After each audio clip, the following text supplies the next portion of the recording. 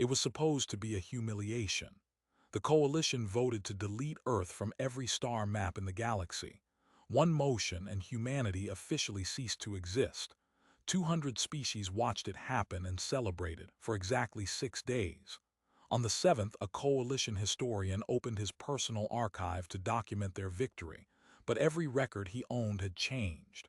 The word coalition was simply gone, not hidden, not encrypted, unwritten. As if the concept itself had never existed at all. And then his own name began to fade from the page he was holding.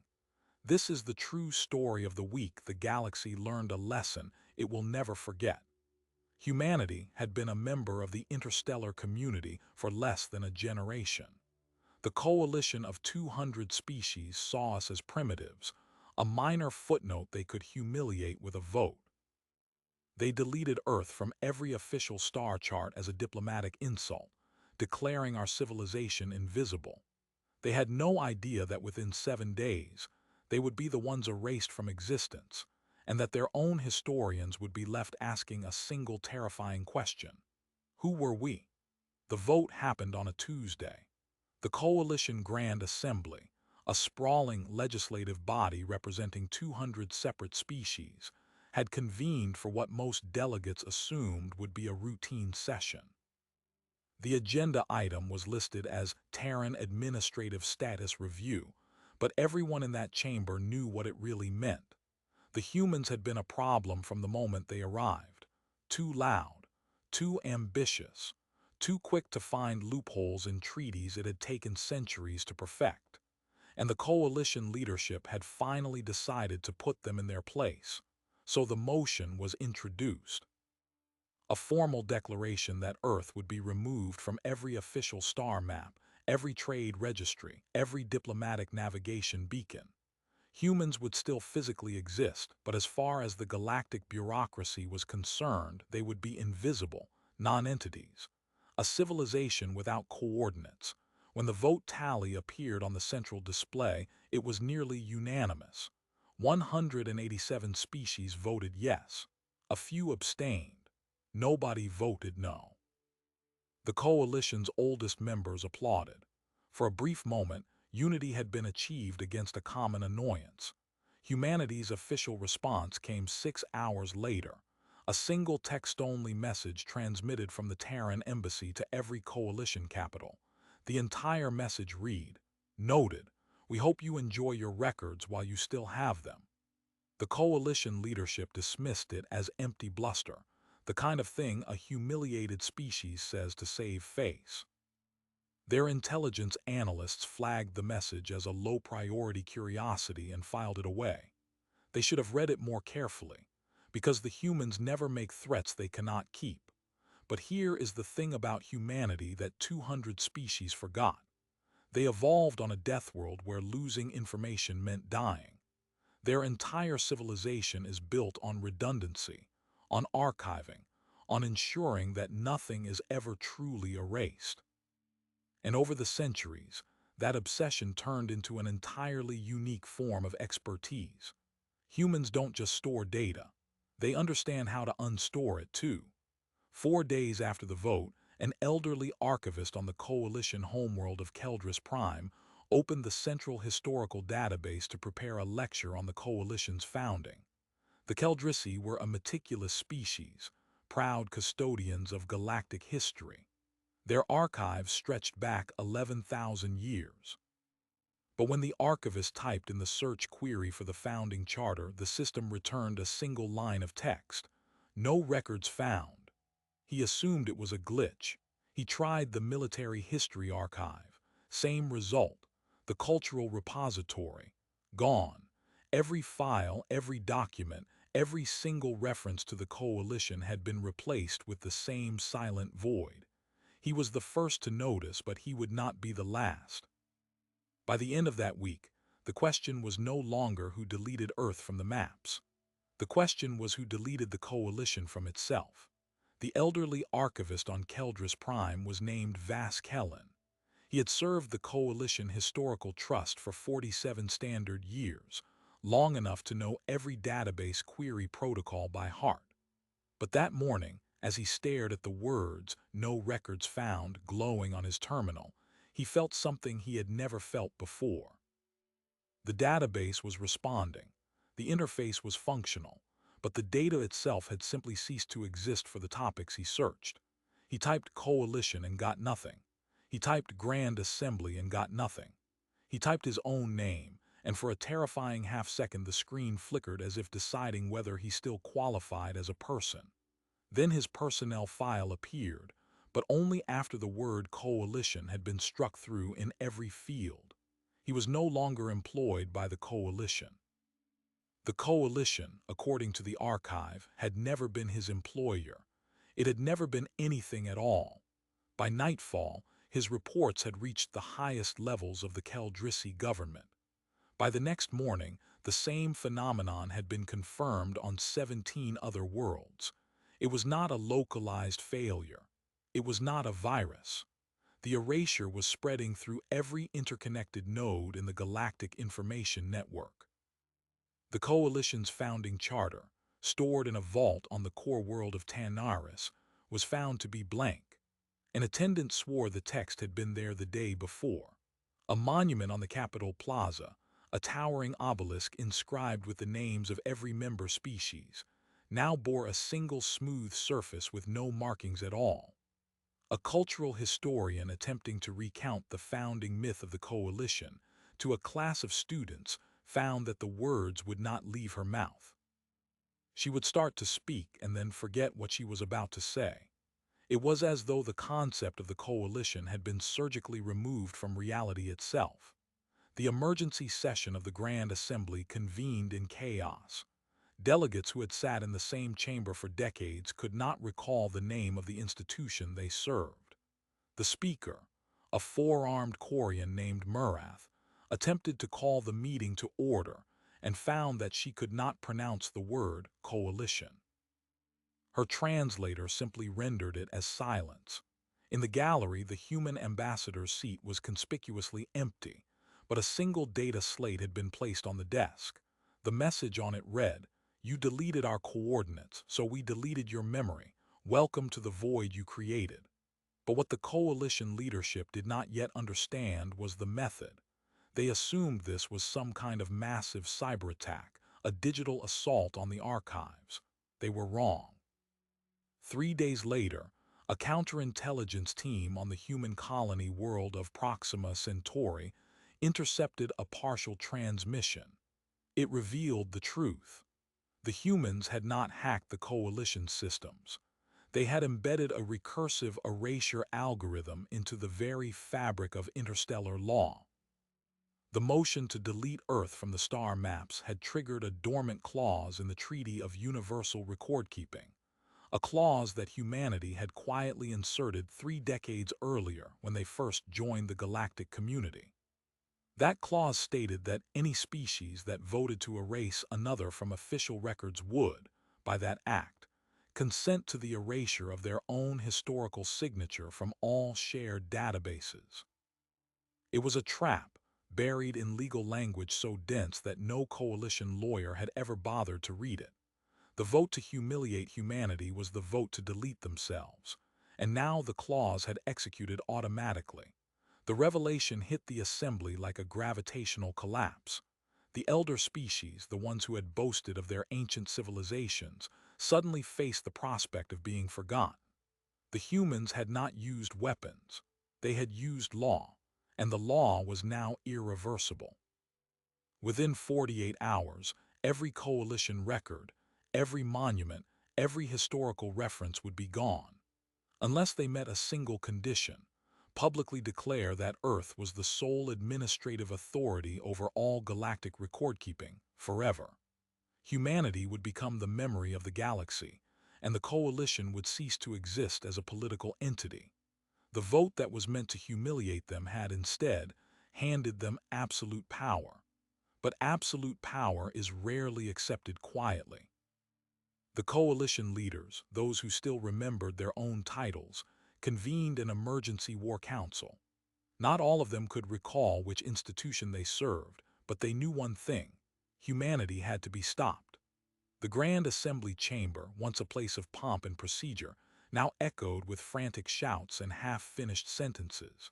Delegates argued about launching a military strike against Earth, but when they tried to name the planet on the targeting system, the coordinates would not resolve. Every star map now displayed a single label where Earth should be. Origin undefined. The humans had sealed their own existence behind the same void they imposed on the coalition. Within 48 hours, a desperate counteroffensive emerged. A coalition of 3 elder species pooled their remaining military assets and dispatched a stealth fleet toward the Sol system, hoping to physically destroy whatever human installation housed the erasure algorithm. The fleet never arrived. Navigation itself failed.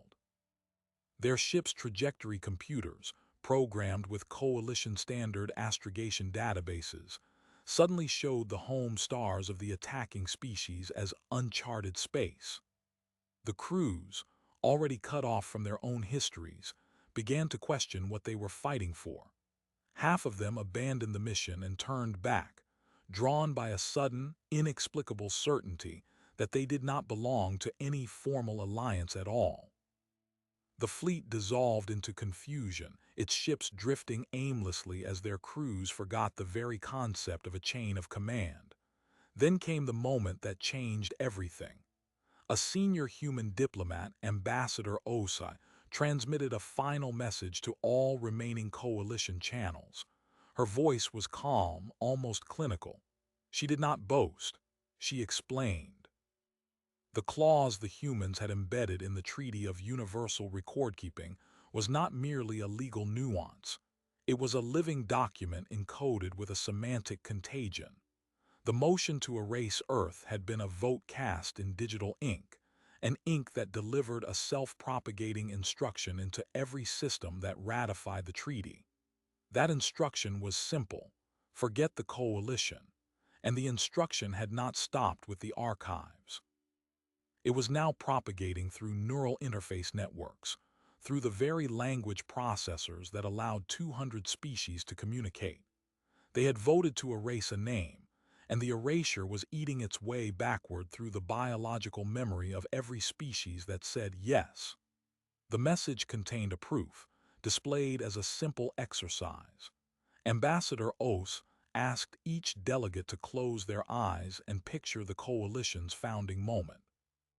The moment when the first 3 species came together and swore an oath of mutual protection. When the delegates tried to visualize it, they found only blank spaces. They could remember the concept of an oath, but not the words. They could remember a gesture of hands raised, but not whose hands. The faces of their own ancestors were gone. The erasure was not just deleting records. It was unwriting the shared consciousness of 200 civilizations. Less than a day, they would forget they had ever been allies. They would forget they had ever been enemies. They would forget the vote entirely, and with it, any understanding why they now stood alone. This was the wait it gets worse moment that broke the remaining resistance. The contagion had moved from data to flesh, from history to identity, and there was only one way to halt it. Ambassador Os laid out the terms again, clearer than ever. Humanity would become the sole curator of all galactic memory. Every archive, every historical repository, every monument would be administered by human archivists. The coalition would be formally dissolved, and in its place, a Terran record-keeping compact would be established. Any species that accepted this new reality would have its history returned, intact, but now stored under human oversight. Those that refused would be forgotten entirely, not just by the galaxy, but by themselves. In the final hours of the ultimatum, a quiet, terrible scene played out across 1,000 worlds. A mother on the ocean planet of Pelagar tried to teach her child the name of their people, only to find her tongue still. A war hero on the militaristic moon of Caldera, decorated for service in a battle against the humans, stared at his own medals and could not recall the name of the enemy or the cause. A priest in the temple of 1,000 voices prepared to recite the founding hymn, and his throat produced only a humming silence.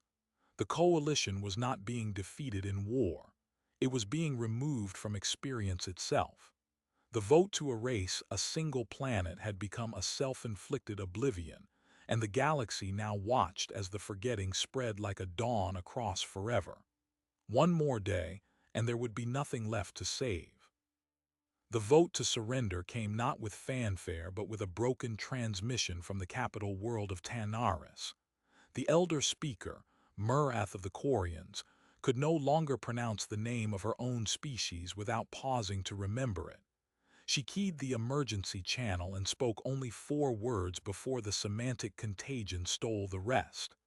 "We accept. Remember us." Within the hour, every remaining species that had voted yes had transmitted their unconditional acceptance of the Terran record-keeping compact. The erasure, as promised, stopped. Not instantly, but like a wound finally clotting. The blank spaces in the archives ceased spreading.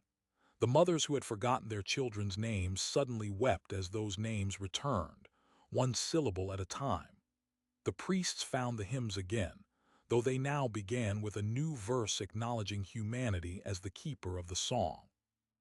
The formal dissolution ceremony was held on the same day the coalition had once voted to delete Earth from the stars.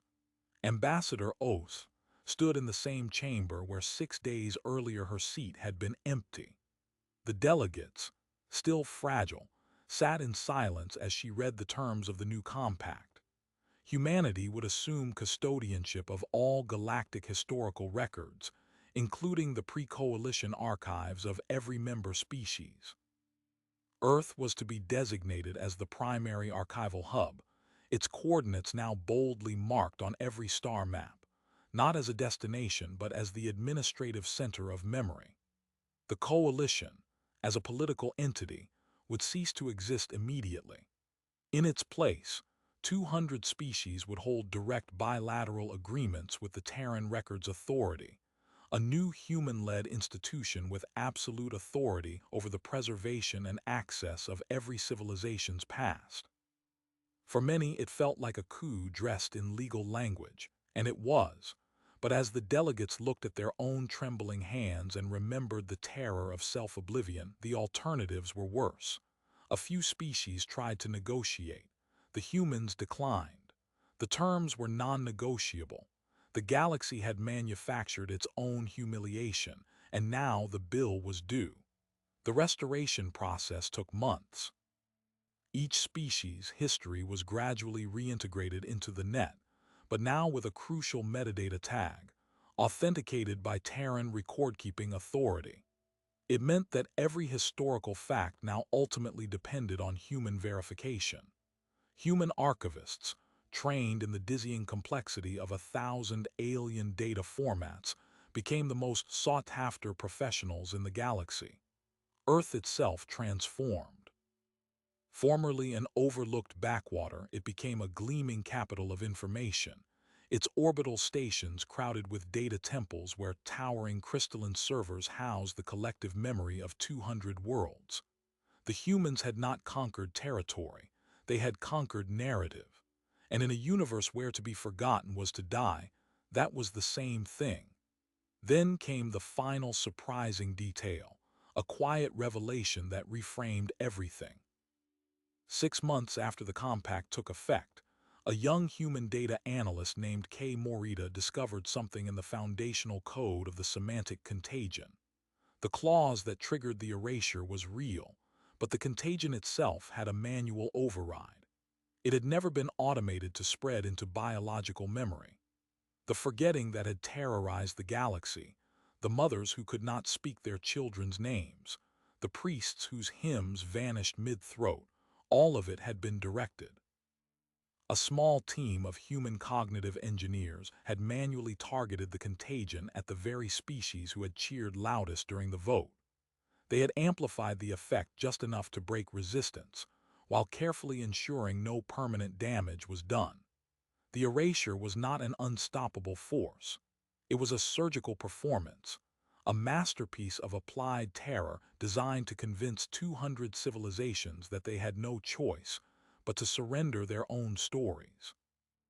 Morita's discovery was immediately classified, but a single line from her report later leaked, and it has since become the unofficial motto of the Terran Records Authority. We never deleted anyone. We only showed them how much they needed us. The Coalition had erased Earth from a map. Humanity erased the Coalition from itself, not with a wipe, but with a mirror. And now, every time an alien scholar calls up a historical document, the first thing they see is the seal of the Terran Records Authority, a small blue planet above the words, "We remember everything." The galaxy has learned to live with that. It will never forget the lesson. The story of the Coalition's erasure is not just a tale of revenge. It is a mirror held up to every civilization that has ever believed its own permanence was guaranteed. The galaxy learned that memory is not a right. It is a weapon, and it can be turned by those who understand that to control the past is to own the future. Humanity's triumph was never about strength or numbers. It was about patience, about reading the fine print on a treaty no one else bothered to examine, about waiting 3 decades for a single clause to bear fruit. And perhaps most unsettlingly, it was about restraint. The semantic contagion was never designed to destroy. It was designed to demonstrate. The humans did not delete the Coalition. They simply showed 200 species what it feels like to be forgotten, to be invisible, to be a footnote that someone else can erase with a single vote. The question that now lingers across the galactic community is a quiet one, rarely spoken aloud in diplomatic chambers but whispered in private. What else is hidden in the treaties we signed without reading? What other clauses lie dormant, waiting to be triggered by our own arrogance?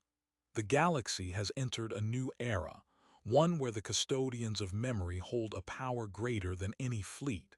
And for the first time, that custodian is a species that once had no seat at the table at all.